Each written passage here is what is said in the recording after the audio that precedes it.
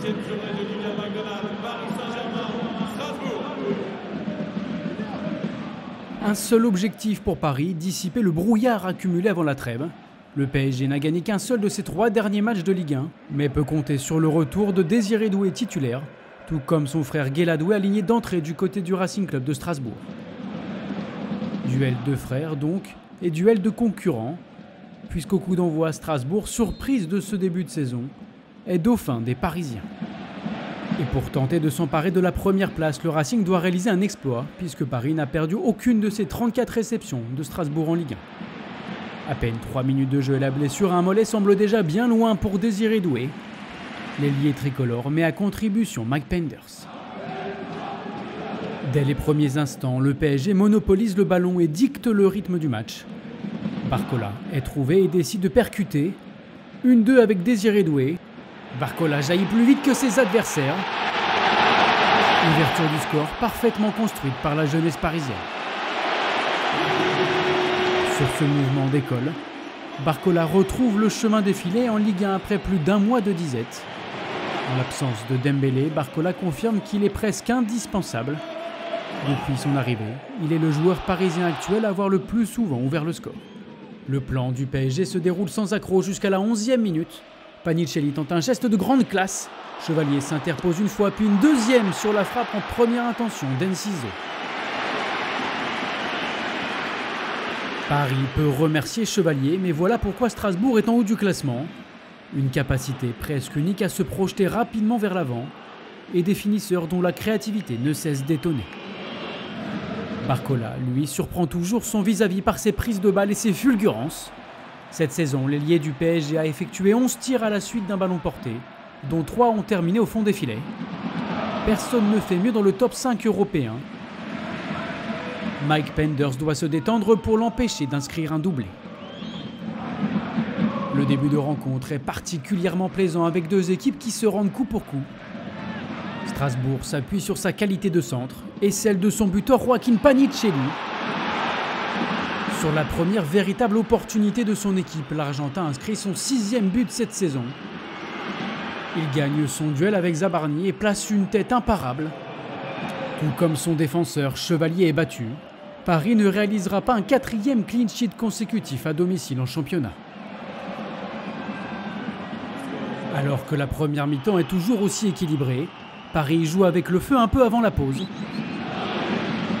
Doué perd un ballon dans une zone dangereuse. Diego Moreira est à la récupération. La balle arrive dans les pieds de Barco, dont la sublime louche retrouve Diego Moreira.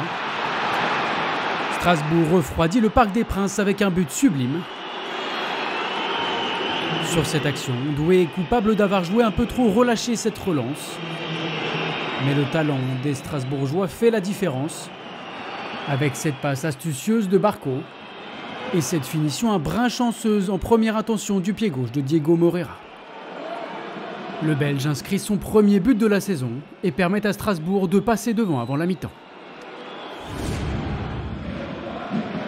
En seconde période, le Racing revient avec les mêmes intentions. Sur un ballon long, Panicelli remporte son duel avec Beraldo. Diego Moreira joue bien le coup et retrouve son coéquipier, toujours aussi clinique dans les derniers mètres. Après son doublé contre Angers, Panicelli récidive et n'est pas le meilleur buteur de Ligue 1 pour rien. Contre toute attente, Paris est mené 3-1 sur sa pelouse. Strasbourg semble avoir la recette contre le PSG, car le Racing est la première équipe de Ligue 1 à inscrire 2 buts ou plus contre Paris lors de 3 matchs consécutifs, depuis Saint-Etienne en 2012-2013. De haut mur, Paris se remet aussi au ballon long, parfaitement servi par Beraldo. Doué est fauché dans la surface par Penders. Pénalty indiscutable sifflé par Clément Turpin. Reste à savoir qui a la charge de le transformer. Ramos se saisit du ballon mais interroge son entraîneur, qui lui confirme qu'il en a la responsabilité. Ramos s'élance et Ramos relance Paris. Le PSG n'a plus qu'un but de retard. Dans les 20 dernières minutes, Kvaratskhelia a fait son entrée en jeu et dynamise l'attaque parisienne. Kanguilny tente sa chance, mais le poteau sauve les Strasbourgeois. Puis Ramos ne parvient pas à tromper Penders.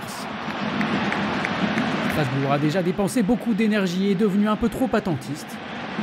Le coup près tombe à la 79e minute. Tanguy voit le déplacement dans la zone libre de l'entrant Seny Mayulu, qui égalise en 2 temps. Paris accrocheur revient à hauteur grâce à son très jeune joueur. Mayulu marque son 9e but toute compétition confondue avec le PSG. Seul Lamine Yamal fait mieux avec son club, parmi les joueurs nés en 2006 ou après. Le Parc des Princes se prend à rêver d'un exploit et d'une 6e victoire en 8 matchs de championnat. En manque de solution dans la surface, Kvaratskhelia saisit sa chance. Sa frappe frôle la lucarne adverse. Paris aura tenté 21 tirs mais ne parvient pas à s'imposer. Match nul spectaculaire 3-3 au Parc des Princes, dans l'une des plus belles rencontres de ce début de saison.